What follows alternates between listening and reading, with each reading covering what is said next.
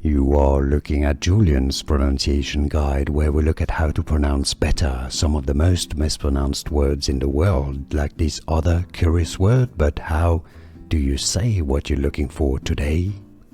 Let's learn how to pronounce these names once and for all correctly. If you want to learn more confusing names and confusing pronunciations like this one and more confusing, stay tuned. I've got many more videos. I'll link to a few for you at the end of this one.